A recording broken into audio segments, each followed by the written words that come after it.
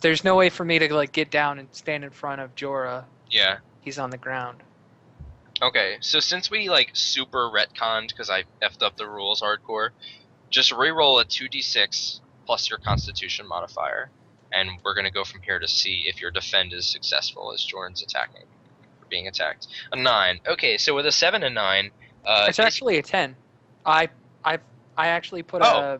a mark there. So yeah, So you got a he 10, did. so you get to hold 3. So, do you want to redirect the attack from the thing you're defending, being Joran, to yourself?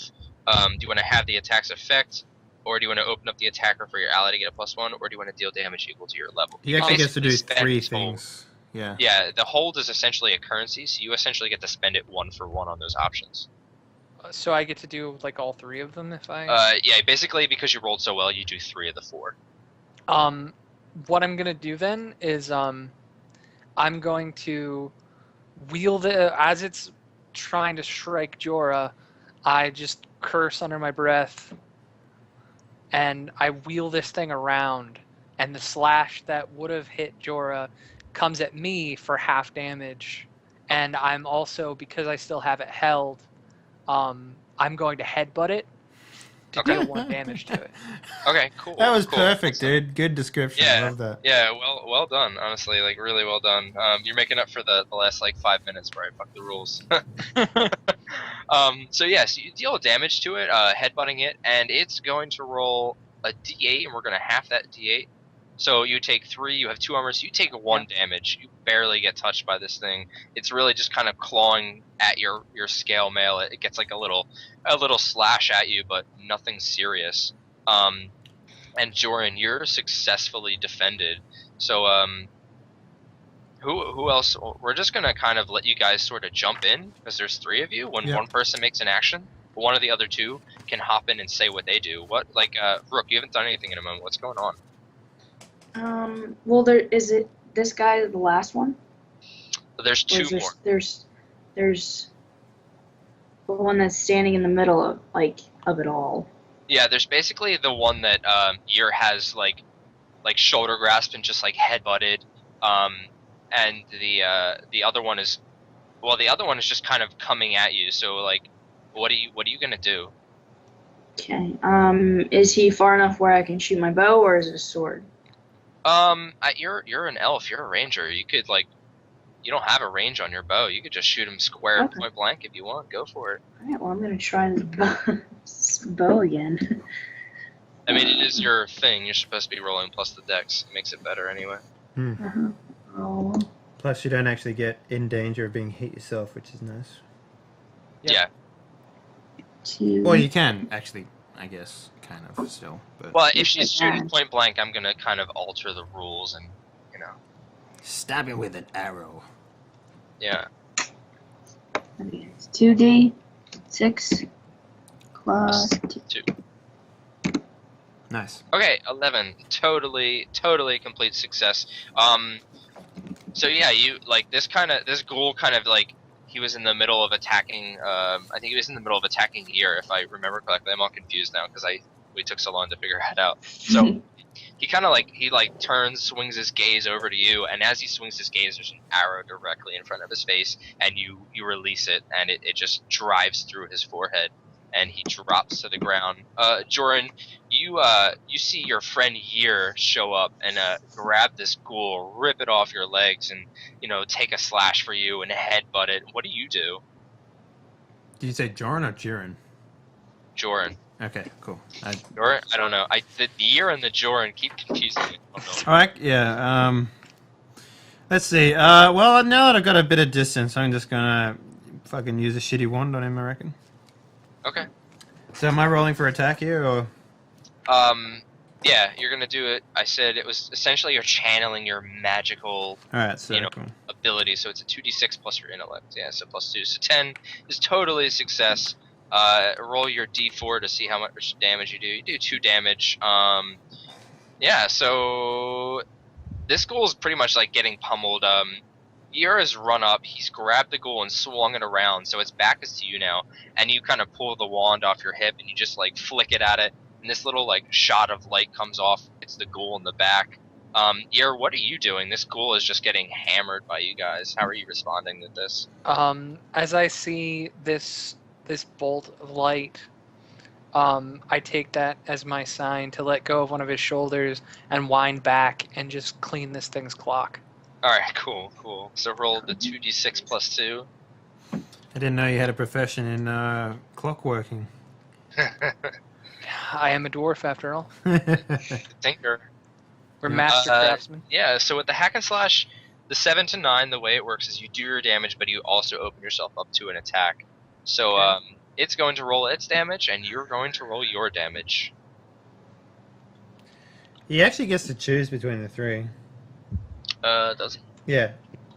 Only on a 6 do you get 6 or under do you get to choose what happens. Otherwise, you give him choices every time that it's not a perfect attack. So he could do a negative 1d6 damage. He could take. Oh wait. No, you're correct. I was reading the volley. I'm an idiot. I'm sorry. Yeah, I was about to say. I think. Yeah. I was reading the volley there. Yep. All Go right. forth. Oh my god. Oh, that was not damage. Sorry. I'm stupid. I rolled attack twice. You didn't even look at the roll. I just looked at the number. I was like, Yeah. Jesus Christ. Well, that's a mistake. You can press up like a couple of times and get back to your roll for damage. Yeah. So I mean, you get like a pretty solid shot to its face. You know, another one of these ghouls' noses gets knocked into its skull, and it staggers back. You know, it takes a few damage, but it also lashes out at you and deals 3 damage, obviously negating your armor. You take another cut to like kind of your neck, you know, where your armor's not quite covering you, and its sharp, overgrown nails kind of slash into your flesh. Rook, what are you doing in response to all this? Are you gonna try to finish this ghoul off? Yes. I'm gonna try another arrow at him, and then Ghost can help me with this. Okay, cool. Roll 2d6. Plus 2. What am I adding? Plus 2. Nice. Cool. Yeah. So you totally Don't suck with the roll. Why? 2. What is it? Just d8. D8 plus 2. Yeah. Nice. Yeah. You. Not a 3. How do you kill this guy? Because you just like you obliterate him. He's only got a few health left. Like. I am going to double arrow my bow and just aim at his eyeballs, shoot his eyeballs in, and then a ghost is just gonna pummel him, bite him in his neck. Alright, Just cool. have at it. Yeah, so I mean, you fletch 2 arrows, you loose them, and they literally like drive through the ghoul's eyes. As it even like it kind of turns because it's just like it just gets this sudden sensation of its death coming, and it turns to look at you. The arrows are loose; they fly through the ghoul's eyes. It falls to the ground, and the ghost doesn't even do damage. He literally just starts to play with it like it's a freaking toy. So you guys have taken out the ghouls. I have learned how to roll this game properly, and yeah. So I want to walk up to and I want to slap him on the butt. While doing that, I also cast Cure Light Wounds. Nice.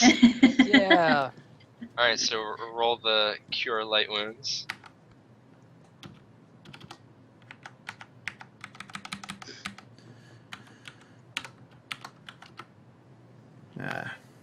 No, So it's let's good. see here. I get to draw unwelcome attention.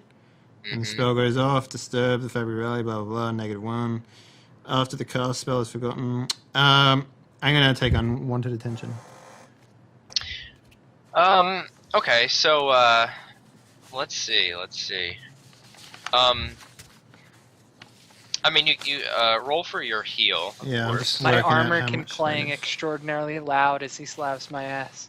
Yeah. It echoes through the cavern. Oh, that's fucking hilarious. Let's just say that I wanted the tush, but there was metal in the way, and so you get 1 HP back. I'm not hurting that bad though. So Oh, you took some damage. I'm at 20 HP and my max is 25. So Oh, okay. Well, yeah. I'm not anywhere near death here. We avoided most of the damage. Oh, Yeah. that's good. That is cool. good. So, trying to think of the unwelcome attention. I kind of like that though. You slap him on the ass, and this echoing, just like metal pang just runs through the corridors and the runway you're in, or whatever the hell the waterway you're in, and you guys start to hear this screeching, like it's you guys know it straight up to be goblins, and it's numerous, and there's a lot of echoes. They've definitely heard the fight that has just ensued, and they're only attracted more so from that butt slap. So what do you guys do to this unwelcome attention that's like very close by? It's just I wish to constant cast invisibility. screeching. Okay. Nice. Come on now.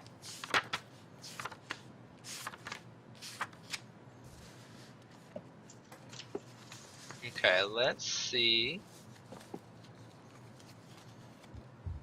Yeah, so you cast invisibility with no problem. And that's just for yourself, right? Yes, it's wherever I touch whatever creature. Yeah, okay. So you can't cast a spell while this is ongoing, but suddenly Joran just disappears, literally just out of sight, completely fades away. Go do your things. I'll be right behind you. Don't worry. Okay, so the screeching gets louder. What are you two doing to react to this? Are you? Is there a way we could hide at all? Like, be not Yeah, you in could the cast center? invisibility on yourself. I mean, doesn't I? everyone have that? I was making a joke. Sorry. Well then. I don't know. How would you hide? There's like I said, the fight has kind of ensued. You sort of moved around a bit, but you're still in the middle of this really large. Oh, by the waterway. way, we should have Corridors on been the marking side. XP for every failure we had. Yeah. I think Year had one Mhm. failure, like outright, like 6 and under failure. I don't know if anyone else had any. I think Rook rolled 1 or 2. but I think There's it a might- B. That's yours. Let's take a look here. Did you? Also, we fulfilled the bond, or at least I know I did. No, that comes at the end of the session. Yeah, we do that at Okay. the end of the session. Yeah, Hearthwood had one. I know there's been more. I know Rook failed once, so both Yeah. of you have at least 1 XP. I rolled. Yeah, I failed one as well because of the Dex thing when he grabbed my ankle. Yeah. Okay. I don't know if. Let's take a look. We here. can go through it at the end too. Yeah, sure. Yeah. And we'll figure it out, or you can go through it. But what are you two doing to the sound? Rook, you said you wanted to hide. How are you gonna try to hide? Like Well, I there's said, there's like corridors that the yeah, you're the like ghouls right came next, out of. you're right next to this corridor. About 5 feet behind you is another corridor on your left, and across the waterway there's a couple other corridors. So essentially, this waterway is lined with corridors. Well, I was gonna hide in the one that the 3 came out, so like the closest one on the right. Okay, so Just at least along the wall to see if maybe it'll, like, whatever's making the noise will pass, or, you know, maybe just not see me standing in the middle. okay, so you run into that corridor. Year, what are you doing? I'm gonna do 2 things. Okay. One is the ghoul that I'm already holding on to. That is coming with me, so I'm dragging it. I'm dragging it with me into the nearest corridor, Okay. and then I'm going to. Basically, these things are slimy, and my gauntlets, like all the way up my arms, are already covered. And I'm just gonna take that slop and cover the rest of myself. Goblins Predator smell style. really I like well. it. I like it. And Yeah. I don't. And dwarves are almost equally strong in scent. Or so I've been told. I think. Dwarves Okay, smell well, it fantastic. sounds like you're trying to spout lore here. There we so, go. Let's do Yeah. Am I? Yeah, that would be spouting Okay. lore. So how about you roll a 2d6 plus your intellect? Oh man, I'm good at intellect. I have a total of 9. Alright, so let's see. On a 7 to 9, the GM will only tell you something interesting. It's on you to make it useful. The GM might ask, how do you know this? And you can tell them the truth. So, you know, I'm going to say that you know that goblins have an innate ability to, I kind of like your idea, and I can't think of anything great off the top of my head, so I'm going to say they actually, yeah, we're going to stick with that. They have an innate ability to, like, to smell specific creatures really well. well, it's also too. We're both kind of subterranean by Yeah. nature. And you definitely are well acquainted for that reason. Yeah. So yeah, how would you make use of them being able to smell dwarves? Like, they definitely know the scent of dwarves. Like I said, I'd basically be coating myself, begrudgingly with this like ghoul slop. Okay. So yeah, and I'm just taking sort of a hiding spot, hunching down, getting as low as I can. I'm kind of short. I'm not that short, and hopefully this water is relatively high, so that'll. Are you help like, as are well. you dipping in the water? Like I said, I think I said, what did I say earlier? What was the deepest point? I said it was a few feet, No. so. The deepest point is in the middle, like 3 feet. 3 feet? That's what I thought I said, was about 3 feet. So there's about a 3 feet of water in the center. Is that where you're hiding in this, like, this No. dark- I'm headed into a corridor. Okay. Are you going to the same one that, I'm Rook headed is- for the closest one to me, where I'm at right now. If that's the same Okay. one as her, then. It kind of be the one, like, right across from her. So the waterway is about, I'm going to say it's about 10 feet wide. So you guys are kind of across from each other. Are you just dipping into the corridor, or are you kind of squatting down? Are you laying down, or what? I'm coating myself in the school slop, and then yeah, I'm gonna give it as low as I can. Okay. Because I'm not very good at hiding, so I'm just gonna use the water to my advantage here. Okay, cool. So yeah, you kind of dip into this corridor, and you sort of lay down with this covered in this ghoul slop, and it reeks to high heavens. It just smells like rotting flesh and just, you know, pus, and it's just like disgusting. Joran, I was gonna call you Joran again. Joran, what are you doing now that you're invisible? Chilling out, you know. I You're take just it. kind of hanging. Yeah. I open up my my robe and let it all hang loose for a while. You know, get some air up in there, and Nice. close it back up, and then I'm just gonna walk on down the corridor a bit. You know. Okay, cool. Which way are you walking? Are you walking towards the entrance or deeper in? Deeper in. I'm just gonna go towards the sound. Okay, so as you start to walk slowly, you start to hear the clattering or the pattering of feet against stone, below, just like fleshy feet. There's definitely not shoes, it's like full feet. And you start to hear the screeching getting louder, and you see this mob of goblins coming towards you. What do you do? Sort of, lay against the wall. Okay, well, to explain a little further, they're kind of running against the wall because the water's deep in the center. So, would you just try to avoid their path by going to the center of the water? Sure. Yeah. Why not? I mean, I'm invisible, so it doesn't matter either way. All right. Well, they're I'm- straight running at you. They're about 10 yards away from you at this moment, and they're running along the wall, and Okay. you're along the wall. So, I'm just gonna. Yeah. I'm just. What I'm going to do is I'm going to go up against the wall. I'm going to my servant is going to lift me up in the air, and yeah, I'm going to be dangling above them, I guess. okay. Unseen servant. All right. So, you get to roll for the unseen servant to see how well you cast that. Oh wait, and remember, if you cast that, your invisibility is canceled. It should always be on, right? Invisibility, while the spell is No, ongoing, the unseen servant. I mean, You conjure a simple invisible construct, but it hasn't been conjured yet. Yeah. Are we able to take a break real quick? I just got a phone call again. Yeah, for sure. That's totally fine. Yeah.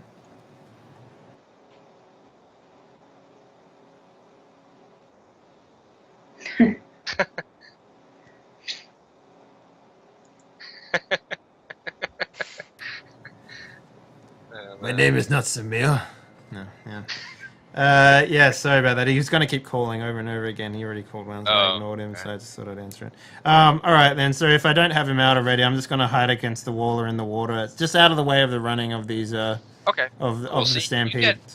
Yeah, you get out of their path, and like as they get closer, you're noticing it's easily like 20 to 30 goblins. It's just a small horde of them, and they're running along the wall, and they kind of they run past you while you're in the center of the water, and they get closer to these dead ghouls, and they start sniffing the air and kind of like looking, just trying to get a scent of what's going on.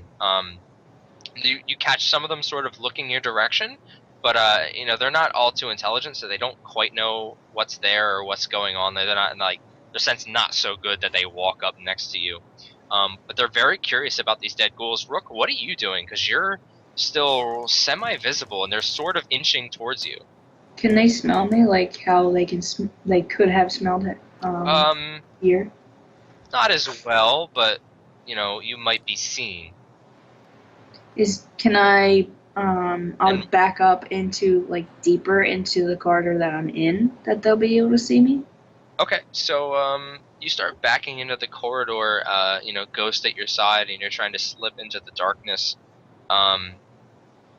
But these goblins keep inching forward and closer and closer, and one of them actually spots you around the corner, and they start running at you. What is your response? And what does everybody else do in this situation? 30 goblins are coming after me? Yeah, not in an overly menacing way though. Okay, so here's what I want to do. At the entrance of the cave, because we're still sort of in the entrance at the first fork, right?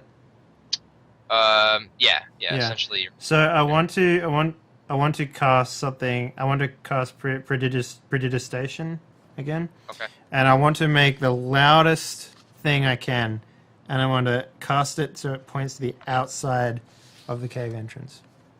Okay. And again, you have to remember that a cantrip is still a spell. Yeah, that's fine. So you are going to be visible again. Mm-hmm. And then I'll cast invisibility again, afterwards if I can. Okay. Yeah, I'll let you do that. You can roll to see if you can, cast this. You just want to make this loud bang. Like I said, you guys are about 300 yards into this tunnel, and you make this bang further down towards the entrance. Correct? Yeah. Well, hang on. Let me see what exactly I can do. Perform tricks of true magic, make cosmetic changes to things. It's definitely, I would allow you to, okay, because what I might actually try and do is, maybe make the illusion of, dumb orcs out the front, but sort of, far enough away that they don't notice, that they can't really see them, but also to make them talk really loudly against each other. Okay. Yeah, I'll let you. You don't make orcs appear, but you make the voices of two orcs doing what? Yeah. Like arguing, or just talking about how they're going to about I don't know, the meat that they're eating. Okay, cool. So yeah, I'll let you do that. Let's see if you can roll to do that. Yeah. Totally succeed on that, and then you want to re-roll for invisibility, correct? 10. And you totally. So, Jeez. Rook, you catch a couple of these goblins kind of at the back of the group, perk up, and they hear this orcish in the background, and they start running down towards where that's coming from. But there's a few of them still running towards you with their hands stretched out. What are you doing? They're definitely gonna kill me, aren't they?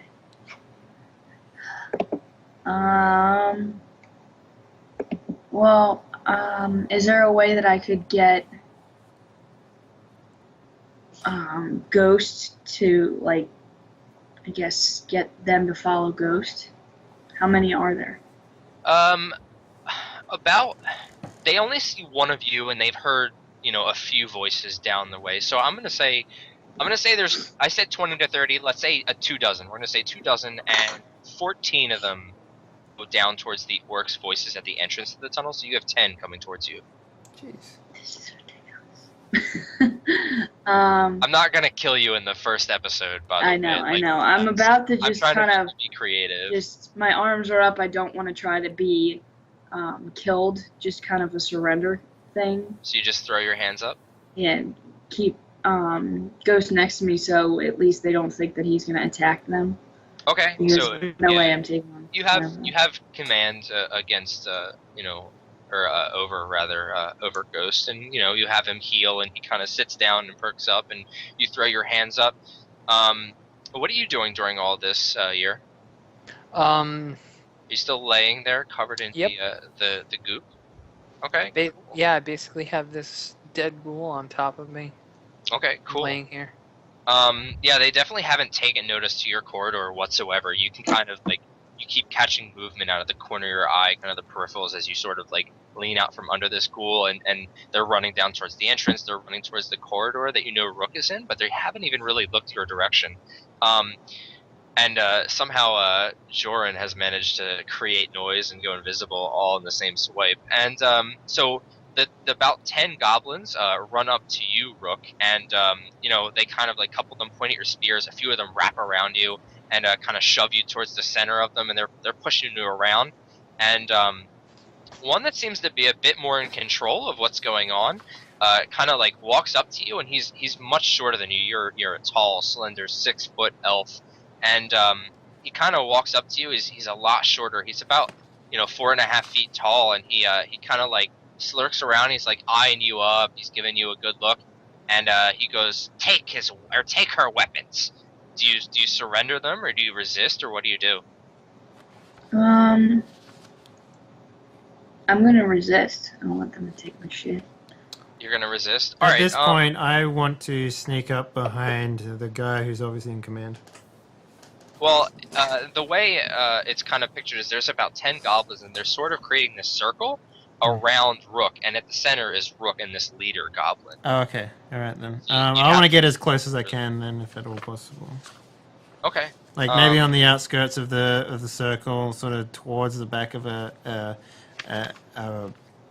entrance or whatever. So if there's a fork, right? So I would go behind Rook, but where Rook was hiding. They haven't found what was the wolf's name? Snow? Ghost. Ghost.